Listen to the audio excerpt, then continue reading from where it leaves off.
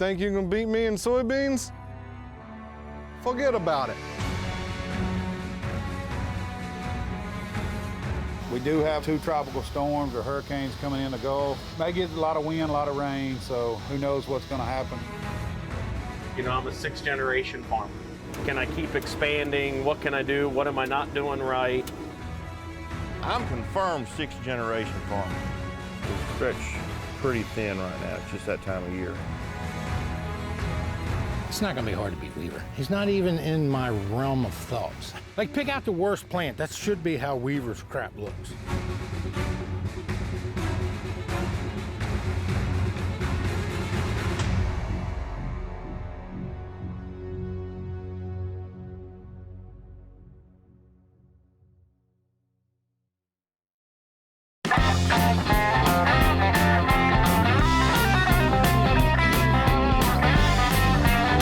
Welcome to Augusta, Arkansas. Today is August the 21st. Today we're here with Doobie Moore, our BASF Technical Marketing Manager. Today I think we're going to talk about fungicides. We're going to go to the field in a little bit and look at some beans. So Doobie, you got anything to add to this? Today we're actually talking about a new product that BASF has brought to the market with Revitec. So Revitec is Preaxor plus our new Triazole, the Revasol compound that's bringing industry-leading residual for the Triazole family, and it's going to be able to help growers like Perry stretch yields more than they have in the past. 3 years ago, the target spot came in on us mid-August. We had a cool, wet period around the 11th through the 15th of August, and it absolutely ruined some yields. Beans that looked like they would make 60, 70, maybe 80 bushels were making 20. It was disastrous. Every field I had protected with Preaxor at the time came through fine with, I mean, you could tell the difference. So particularly when we get to talking about like Revitec, for instance, we're looking at upwards of 60 days control roughly out of that portion of the product. And a lot of the stuff that really dings our quality up toward the end of the season. I mean, when Perry cuts these beans, they're gonna be big, beautiful, pretty beans, and the quality is gonna be phenomenal.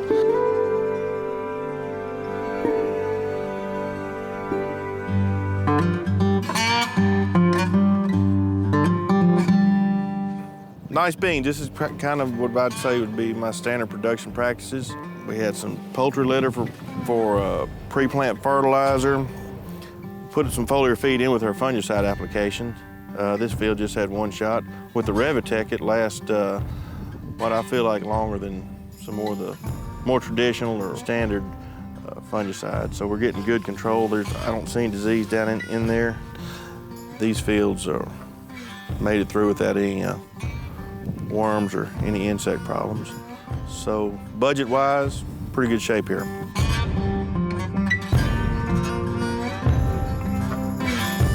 I won't say this field has issues. This field used to be a really great cotton field, always one of my better cotton fields. And it's made some excellent beans, but nothing just over the top, and I don't know why. We did a little dirt work out here, so we moved some soil around. That may be where the problem lies. They're pretty good beans, they're just not what I was kind of expecting to see. So I pulled this plant. Unfortunately, I left the roots in the ground, but anyway, I'll do a quick node count. 21, 22, and then this lateral branch. As far as pods go, 3, 4, 5, 6, 7, 90 pods, so you know, that's good.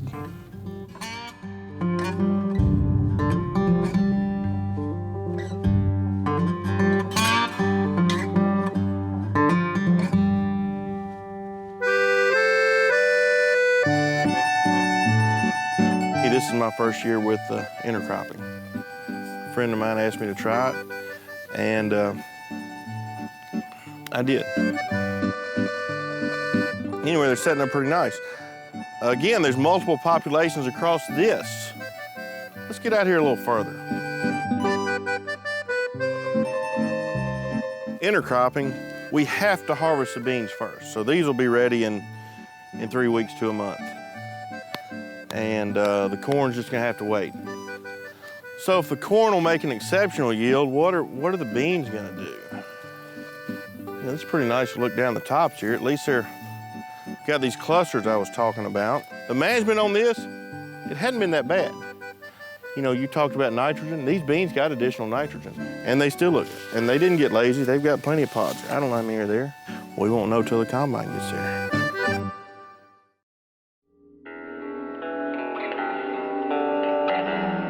So hopefully a combination of 40 feet of corn, 40-foot passes of soybeans, play off each other. These soybeans have basically been treated with a corn management program. Looking forward to seeing what it does, especially in the yield contest. That's the name of the game. And these contests and these Podfathers is entertaining, but at the end of the day, we've got to be able to pay our bills, pay the bank, so we can do it again.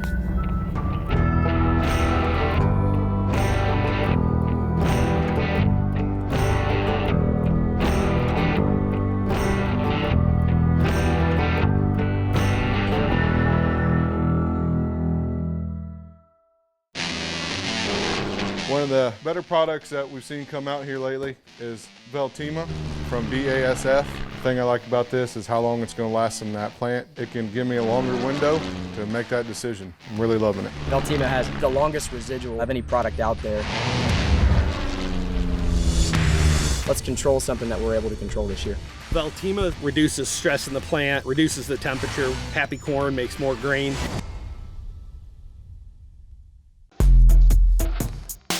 That's a badass plant. That is a badass plant. Probably need to take a picture of that before we destroy it. Jesus, that's heavy. I said there was 427 seeds in 3 plants, so I divided that by 3. Uh-huh. I got the seeds per plant. Right. I multiplied that by 148,000 plants per acre. Right. Divided that by, I'm gonna say those are gonna be 2250 beans. Oh, they're big. They're huge. Are y'all want to count this? Oh yeah, we gotta count that. We gotta count it just to see. I could be an hour here stripping this. They're tough too, ain't they? 545. 545 pods. Wow. So let's go down here to the other bean. Big beans.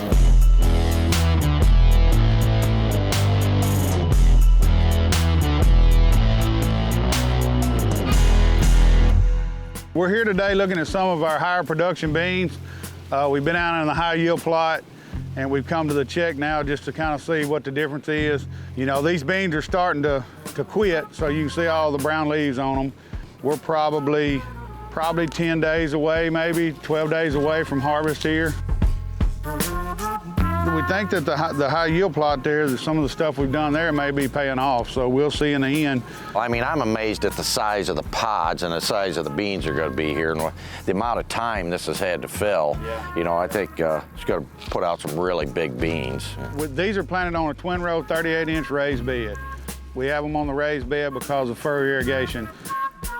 Everything that we irrigate is done through lay flat poly pipe and actually goes down the middles in between the rows. So we have to put them up on a bed, you know, to kind of give that water a direction to go in. You know, actually, where you split that, you know, with that twin row, I mean, they're really, even at 147,000, you know, they got some room there. It's pretty decent, you know. Yeah, when you go single row like this, it's a mess. Have you know, you talked about your corn, you know, so much better in the multiple years of testing. Have you got the same, or you just haven't even done any with singles? No, we continually test, and we've got some single row beans, and on good sand ground like this, what we call our good ground, probably 3 or 4 bushel an acre. You get into more clay type soils, and then you're looking at more like 7 to 8 bushels. Yeah, that's what I would expect at least, I would think. Dan and I have kind of been out here looking at the beans and seeing what we have. We did some yield calculations on them, and they look like they're gonna be decent, and I'll be able to compete anyway. May not get the pinky ring, but I'll be able to compete. Well, what we try to do is recapture every bit of that water. So when we pump these fields up, we start draining them. It comes over here, and then we've got a float in there. We'll turn a relift on, and we catch every bit of that water back into this pump. Oh, it goes back in. Yeah, we'll recirculate this water 3 or 4 times. No kidding. And that's great for the environment. Right. And it's really easy to pump that water back out versus pumping out of a well. All right, so we got that flooded, and then we get a big rain. If this is not full, you know, we'll turn that pump on all the time, you know, and just capture every bit of the rainwater and then runoff water. When we start dropping the flood off the plant, you know, all that water, you turn that pump on and it'll suck all this water from this whole farm back into here instead of going out the drainage ditch.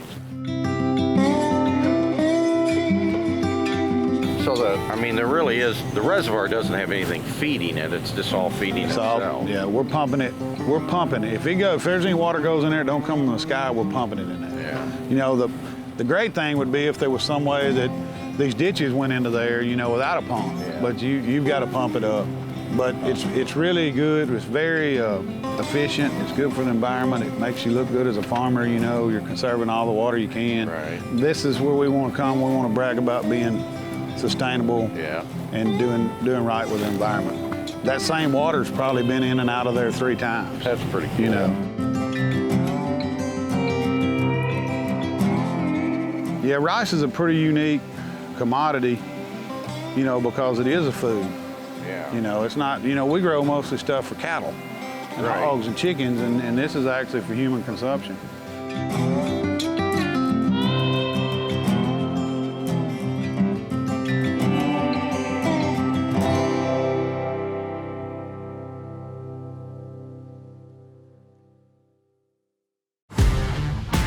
Revitec is a brand new product from BASF. We're really excited for that. Revitec is going to be able to help growers stretch yields more than they have in the past. The #1 name of the game should be reducing stress. You reduce stress, you increase yield. I'm excited about Revitec. We use it on every acre. We're looking at upwards of 60 days control. It's going to take great farmers and just propel them so much further than we've ever been before.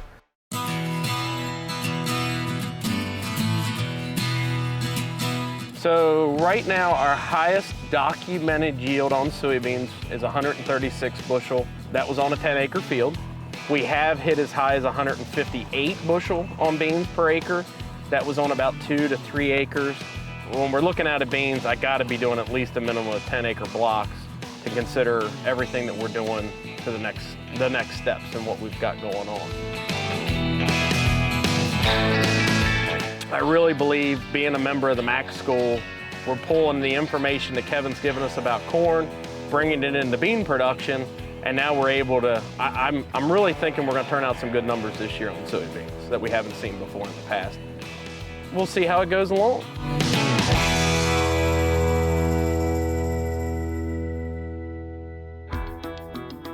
We're out here standing in the 30-inch Agrigold 3722 beans. We're seeing a lot of success. What we contribute a lot of what we're doing is the Monty's liquid carbon. We came in early on. We've done 10 ounces of Altima on this already this year, and then we followed back through with more Monty's liquid foliars on these beans.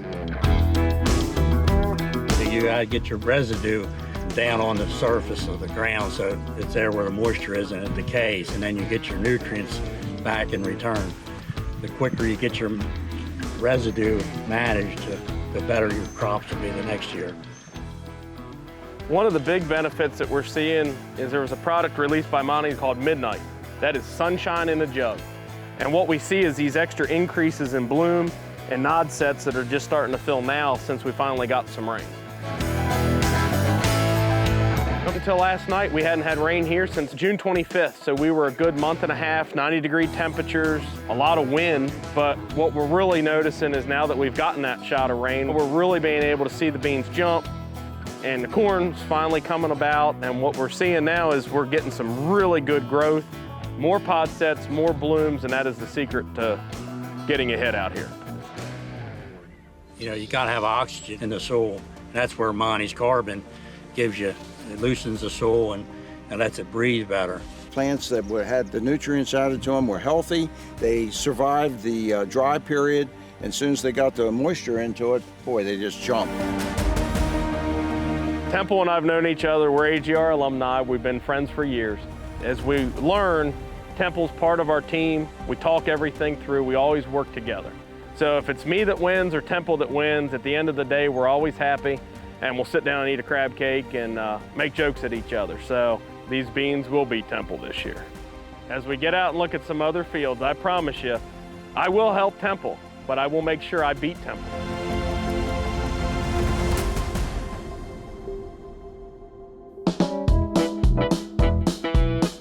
Hey, Brooks. What's going on, buddy? Oh, not much. Spraying some corn. So, Podfathers and CornWarriors, I just want to say this to you. Brooks Cardinal, I don't know what we need to call him. I don't know who the rain god is, but Brooks Cardinal is the rain god. We were in a drought.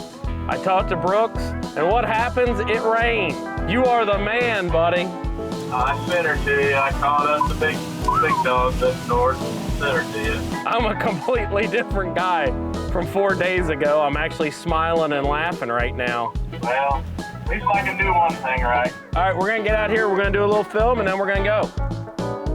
All right, man. We'll See you guys. No problem, pal. Bye.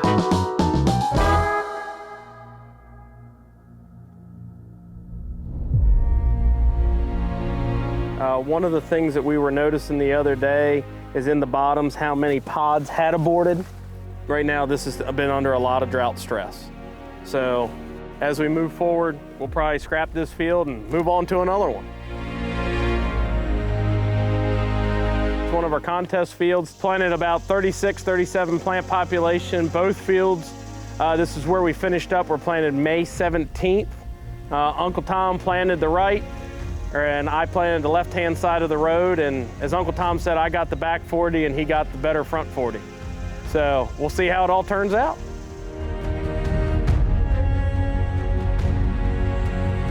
Brenda always wins. She always wins. She's four-time champion. She's a four-time AgriGold state champion. Last year she had a 306. Times before that was with 641.06. So we want to keep Aunt Brenda winning and moving ahead. This year we have some entries for me in strip till, Tom's and no-till, and see what we can to get done.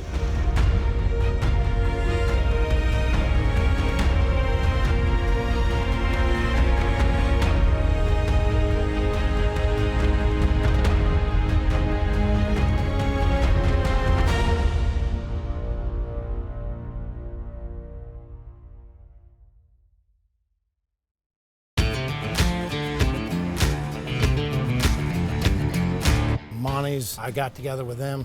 We've got a pop-up blend, and there's some special stuff in it, and I made it specifically for this. With Monty's, we have trusted advisors, and we get that relationship. Working with Temple on this field of beans, we've got a very good root development. I mean, that's awesome looking. Monty's carbon, I wouldn't farm if I couldn't use that. Y'all know about as much about peanuts as I do, okay? Is all two peanut, you won't see threes or fours. Yeah. There's something, they use these for peanut butter, I think. Down in the ground. See, they come like, let's see that one for me? Yeah. That's what they call pegging. That's one growth stage. Come off of here? And they push down? Yeah, and they push down and they grow down in the ground and then make the peanut from there. It don't come off the actual root. And see, the thicker they are, the less they'll have. The thinner they are, the more, you know, it's just like any other plant. I mean, it's actually fairly similar to a soybean. This was kind of a shot in the dark. Net return on them right now is better than corn and soybeans, probably cotton too. So we're hoping we maybe make a little bit of money out of the peanuts and the rice this year and subsidize maybe the cotton and the beans and the corn. So we got a lot to learn, and hopefully it'll do everything that we think it's going to do for us.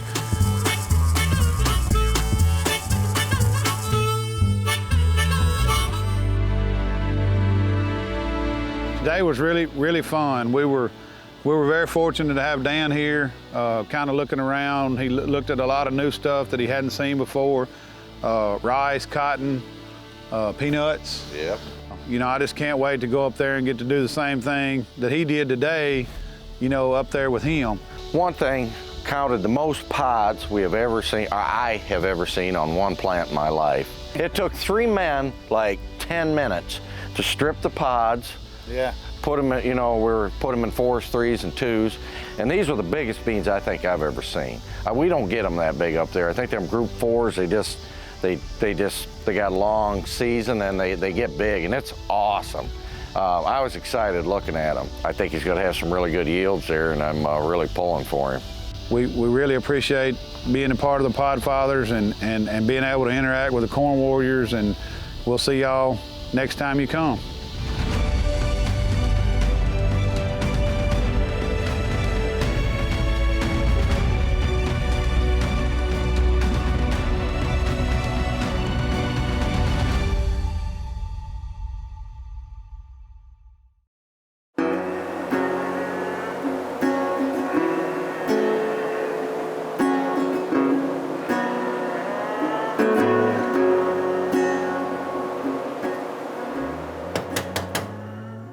Go out. Secret.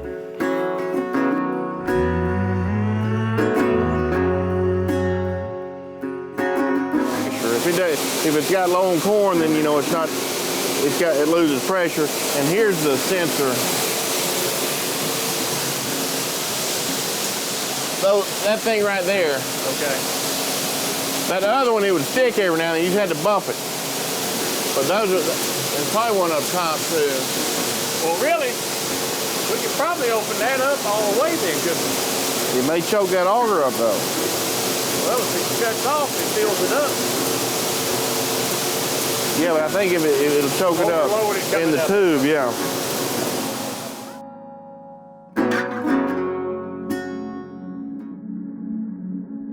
Yeah, everything's up and going.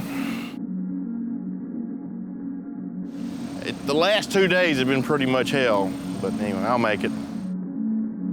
We went out and started looking at the soybeans. We found some pretty nice looking soybeans. We've had fungicide on all of them. We met with Doobie Moore, who's our BASF rep, and we use their fungicide on the beans. We use Revitec on the beans and Beltima on the corn. It really gives us that season-long control against our diseases. So when we went out and looked at beans and they were chest high, in that 85 to 95 pods per plant, pretty pleased with that.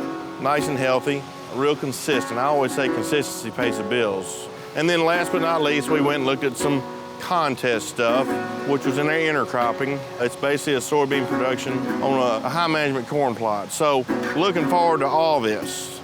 The best news is once we got through looking with all the soybeans, we came back to the corn dryer project, pretty much went off without a hitch. So the dryer's running in the background.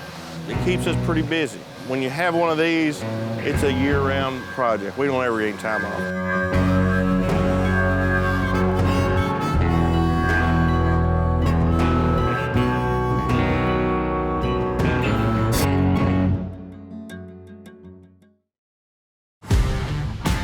Revitec is a brand new product from BASF. We're really excited for that. Revitec is going to be able to help growers stretch yields more than they have in the past. The #1 name of the game should be reducing stress. You reduce stress, you increase yield. I'm excited about Revitec. We use it on every acre. We're looking at upwards of 60 days control. It's going to take great farmers and just propel them so much further than we've ever been before.